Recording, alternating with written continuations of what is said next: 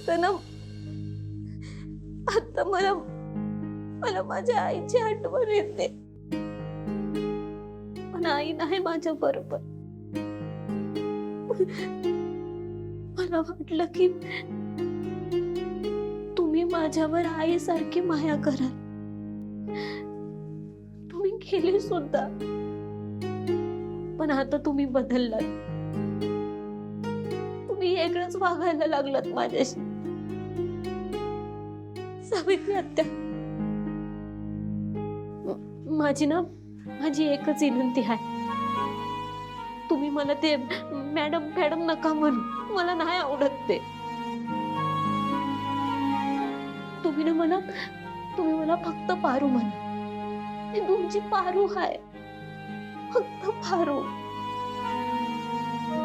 सावित्री आत्या, तुम्ही एकच आहात ज्याच्या जवळ मी माझं मन मोकळं करू शकते.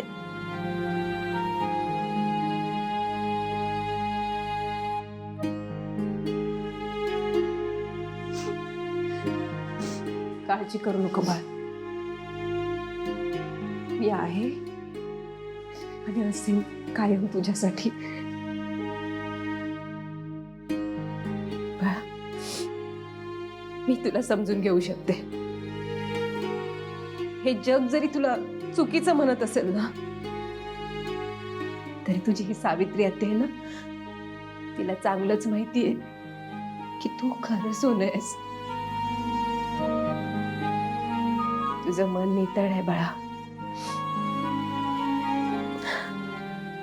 नाही सांगणार तुझं सत्य कोणालाच, पण तू गावी जायची भाषा नाही करायची. हे बघ, तू किर्लोस्कर घराची मोठी सून आहेस, त्यामुळे तू या घरातच राहायचं, कळलं?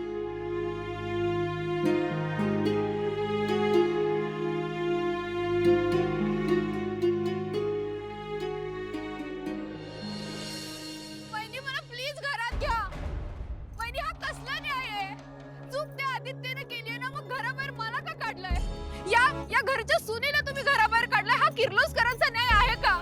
वहिनी प्लीज मला घरात घ्या, मला रात्रभर हिला ना डायरेक्ट गेट बाहेर सोड देतो. वहिनी मला खूप भूक लागली, बस खाली. प्लीज मला घरात घ्या. असं काही करू नको, जे झालंय तेवढं पुरे. घरची लक्ष्मी आहे ती, आणि तिला असं ताटकळ ठेवणं बरं नाही. बोलव तिला, पण दादा, बोलव. प्लीज प्लीज मला आत घ्या, मी कुठेच नाही जाणार, मी खरंच इथे बसून राहणार. दामिनी, आत ये, आत ये.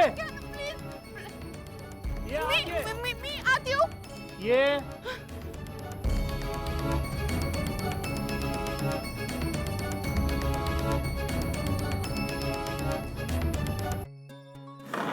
Thank you thank you thank you so much Dadasaheb.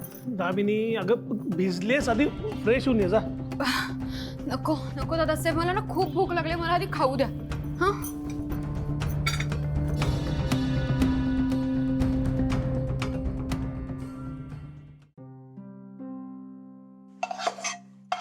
Paru,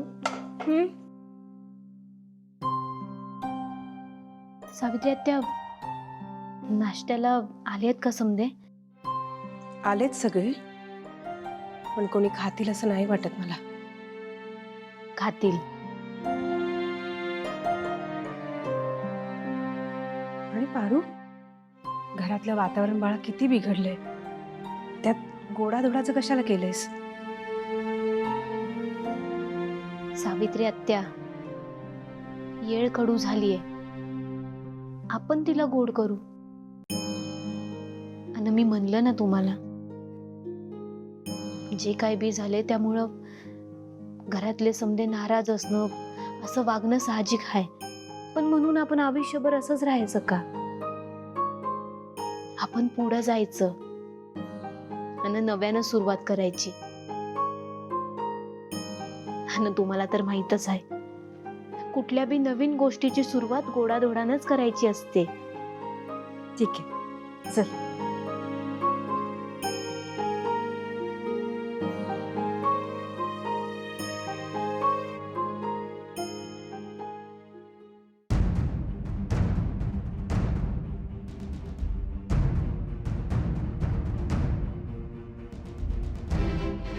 good morning.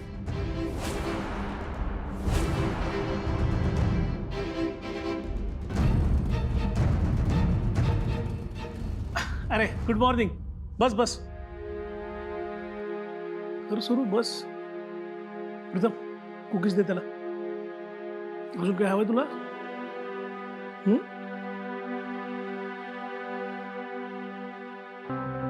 अरे वा, आज शिरा आहे. अहिल्या आणि आदित्य दोघांनाही शिरा खूप आवडतो. त्यांना रोज खायला दिला ना शिरा तर रोज खातील ते. काय आदित्य?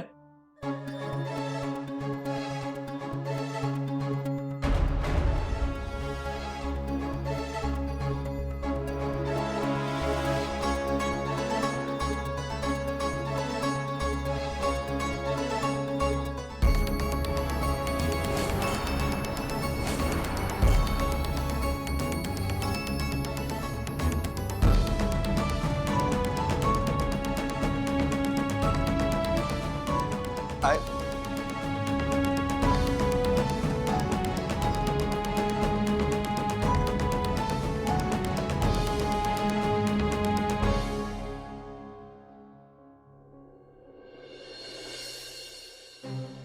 ए पारू, त्यांना जेव्हा भूक लागेल ना तेव्हा खातील ते. मला लागलीये भूक, मला पटकन दे शिरा.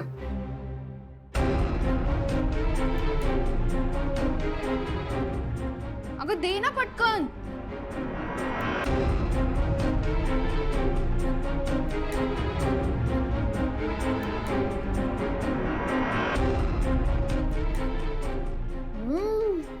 एक नंबर.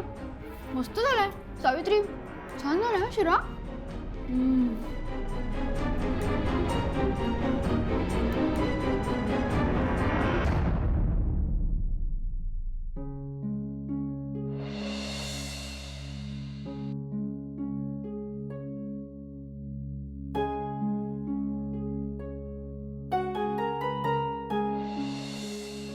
मी तुला कधी माफ करेन असं मला वाटत नाही. आपलं आई मुलाचं नातं आज संपलं.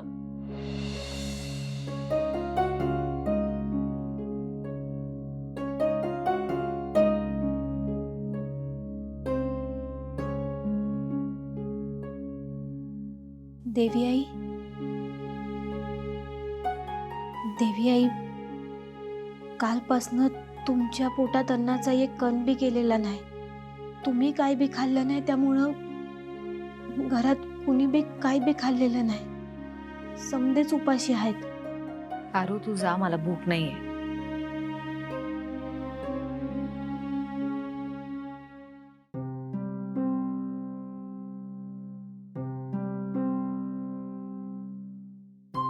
देवी आई, एक बोलू? म्हणजे तुम्ही राग नका मानू. यात आदित्य सरांची काय बी चूक नाही. तुम्ही त्यांच्यावरचा राग सोडून द्या.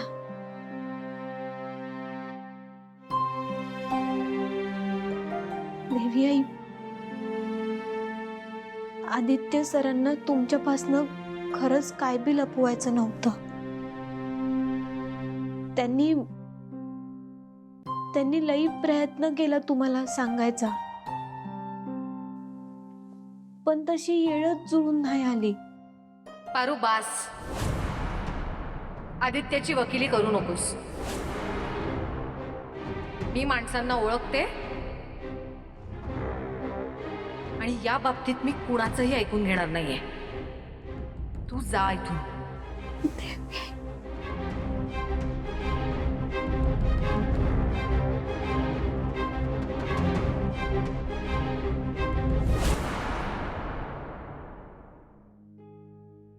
देवी आई, समजा माझं चुकलं. मला माफ करा. त्या दिवशी शूटिंगला मिस नाही म्हणायला पाहिजे होतं. माझी चुकी आहे समधी. मला माफ करा.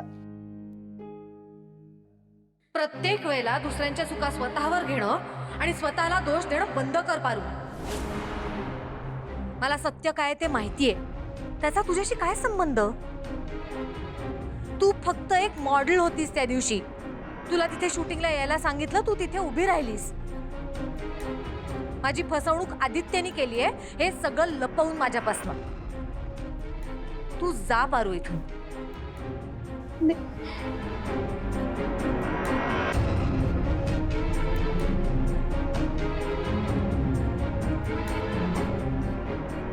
ते घेऊन जा, मला भूक नाही.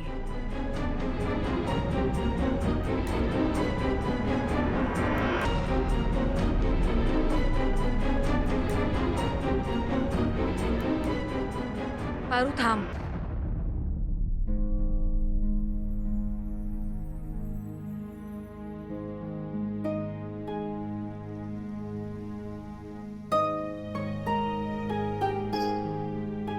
मी माणसांचं मन ओळखते पारू. तू कुठून आली आहेस, तुझ्यावर काय संस्कार झालेत, तू काय विचार करत असशील हे माहितीये मला. ती जाहिरात साधी नव्हती, त्याच्यात लग्न असणार होतं. आणि म्हणूनच या सगळ्याचा विचार करून मी म्हणाले होते की त्या जाहिरातीत तुझ्यासोबत हरीशला घ्या. आज ना उद्या तुमचं लग्न होणारच आहे ना. पण हे माझ्या मुलाला नाही कळलं. यामागे माझ्या काय भावना होत्या त्यांनी समजूनच नाही घेतलं. आणि फक्त माझ्याच नाही, तर तो तुझ्या भावनांची सुद्धा खेळलाय पारू.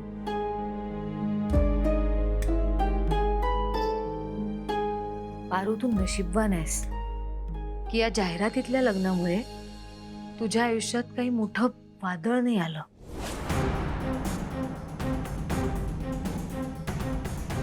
तू ते सगळं छान समजून घेतलंस, कारण तुला माहिती होतं ही जाहिरात आहे, ते सगळं खोटं आहे. हो ना? कसल्या धर्मसंकटात टाकलं देवी आई मला. काय विचारलं तुम्ही हे? आता ह्याचं उत्तर खरं देऊ की खोटं? सावित्री आत्या म्हणल्या होत्या अहिल्या मॅडमना लग्नाबद्दल समज खरं खरं सांगून टाक. पण देवी आईंना खरं काय ते कळलं तर त्या आदित्य सरांचं तोंड सुद्धा बघणार नाहीत परत. नाही, नको. आधीच दोघांमधलं नातं लई बिघडलंय, त्यात अजून भर नको. पारू, काय चाललंय तुझ्या मनात?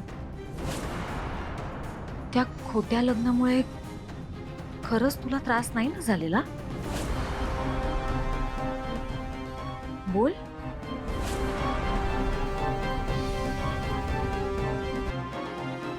नाही देवी आई,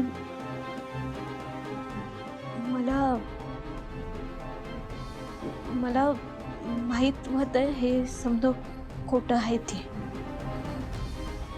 म्हणून मी जास्तही विचार नाही केला. शेवटी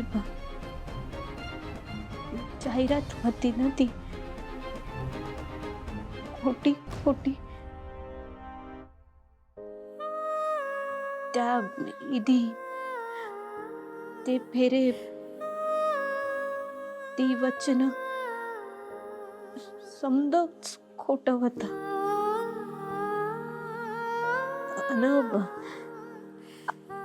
आदित्य सरांनी मला आधीच कल्पना दिली होती, त्यामुळं या लग्नाचा माझ्यावर काय बी परिणाम नाही झाला.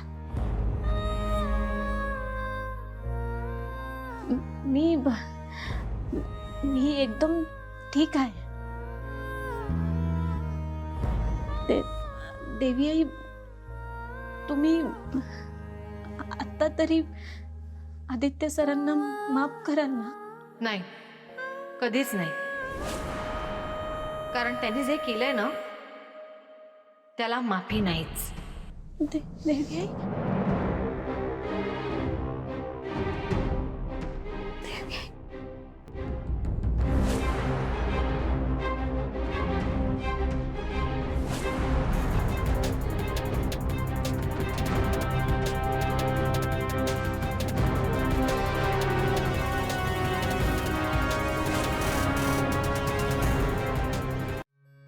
जेवणाचं ताट नेलं, पण देवी आईनी एक घास सुद्धा खाल्ला नाही. आदित्य सरांवरचा राग गेलाच नाही. मी बी किती मूर्ख आहे. आधी त्यांना जेवायला घालायला पाहिजे होता आणि मग इशे काढायला पाहिजे होता.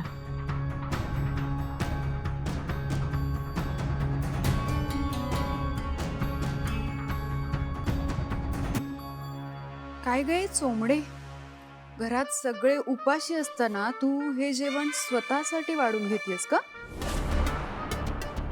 किती किती वाईट आहेस ग तू. स्वार्थी कुठली, तुला लाज नाही वाटत? ते मी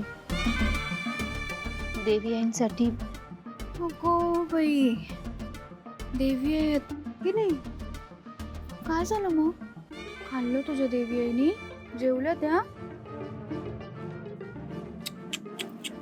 बिचारी देवी आई. पण काय आहे ना, या घरातल्या लोकांना ना अक्कल नाहीये काडीची. अगं ठोक्यावर पडलेत, कोणाचाही राग कोणावरही काढतात खरं. पण मी नाही हा तशी. मी अजिबात अन्नावर राग काढत नाही. मला भूक लागलीये. हो, असं का बघतेस? खरं सांगतेय मी. थांब, कुठे निघालीस तू? तुला पटत नाहीये ना माझं? मी आदित्यला किती वेळा सांगितलं की हे शूट कॅन्सल कर, नका करू हे शूट, पण ऐकलं माझं नाही. त्यांनी त्याचं खरं केलं. मग आता त्याच्या कर्माची फळं सगळ्या घरादाराला भोगायला लागते. कळतंय ना तुला? आणि मला नाही वाटत अहिल्याबाईंनी परत आदित्यशी बोलतील कधी म्हणून. त्या ना स्वतःच्या इगोला गोंजारत अन्न पाण्याशिवाय तडपडून तडपडून जीव सोडतात की काय? मरू दे तिकडे.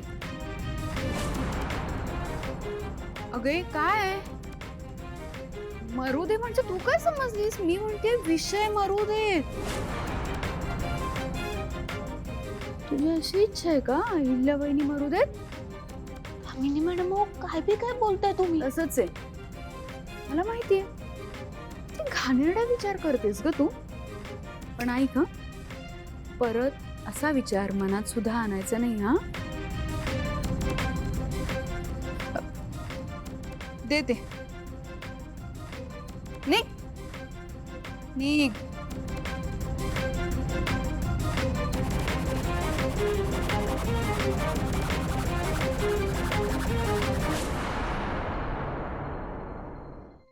आता हे ना रूम मध्ये जाऊन खाते.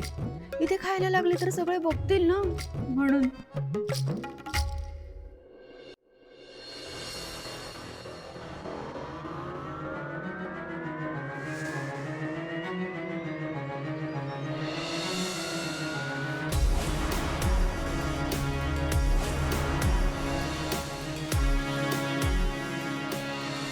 माझ्या समोर उभा आहे तो आईशी खोटं बोलणारा, गोष्टी लपवणारा, विश्वासघात करणारा, चार चौघांसारखा सर्वसामान्य कृतघ्न मुलगा.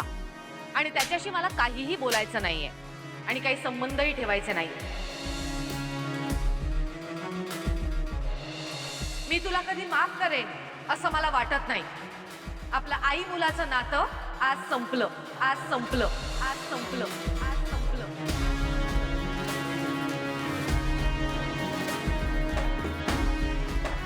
आदित्य, आदित्य, हे बघ, तू नको स्वतःला असा त्रास करून घेऊस. आदित्य,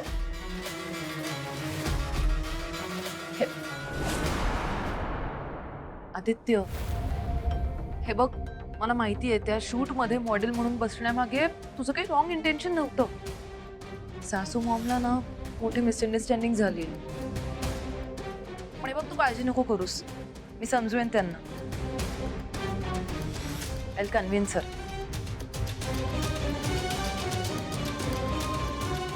काय झालं Aditya? See, you can share everything with me. मी पण आता होणारी फॅमिली मेंबर आहे. दिशा प्लीज मला थोडा वेळ एकटं राहू दे. Okay as you wish.